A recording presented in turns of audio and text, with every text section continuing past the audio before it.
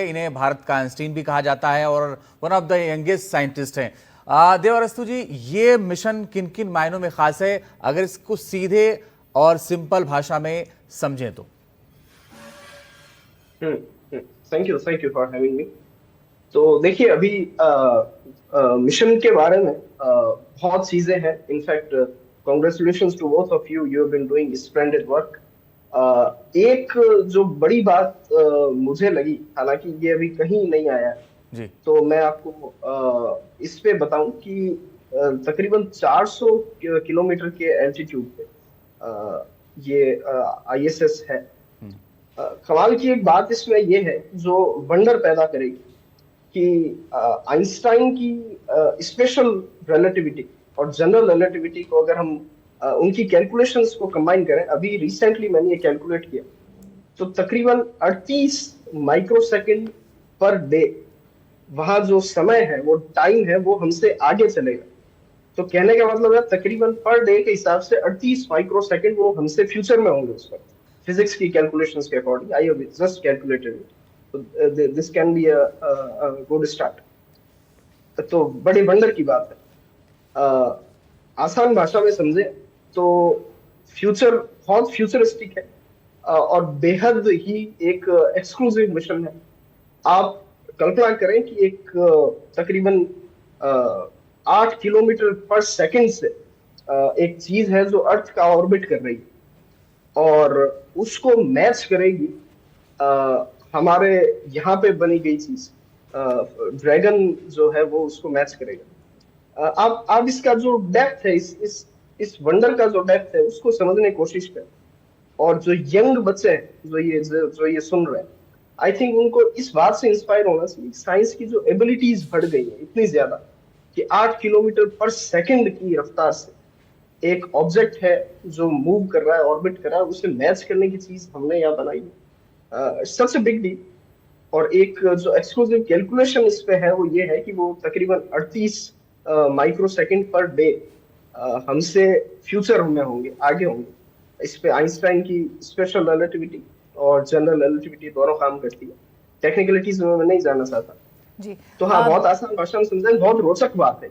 देवरस्तु जी, एक क्वेश्चन थोड़ा सा फिलोसॉफिकल लेवल पर आपसे पूछना चाहती हूँ। शुभांशु शुक्ला जी के मन में इस वक्त क्या चल रहा होगा, क्योंकि आप साइंस को, उस माइंडसेट को समझते हैं। What he must be feeling right now? I think science fundamentally is a very romantic subject. It's a very romantic thrill. मुझे ये लगता है कि उनमें जैसा आम लोग सोचते होंगे, मुझे नहीं लगता उनमें वैसा होगा। उनमें ज्यादा एड्रेनलिन रश नहीं होगा। He must be very calm, very composed. And scientists are internally quite romantic and thrilling. But their thrill is different. वो वैसा नहीं होता है। बहुत काम और सूदिंग ही होते हैं।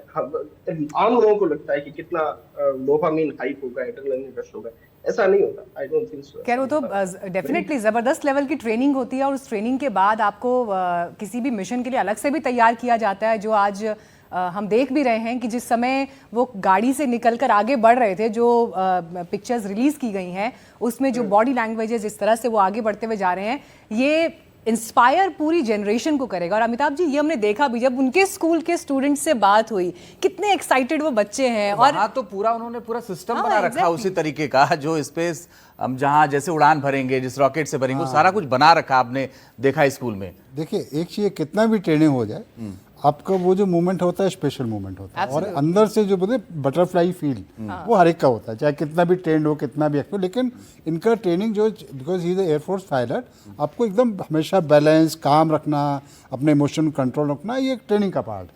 लेकिन स्पेशल मूवमेंट तो बिल्कुल है।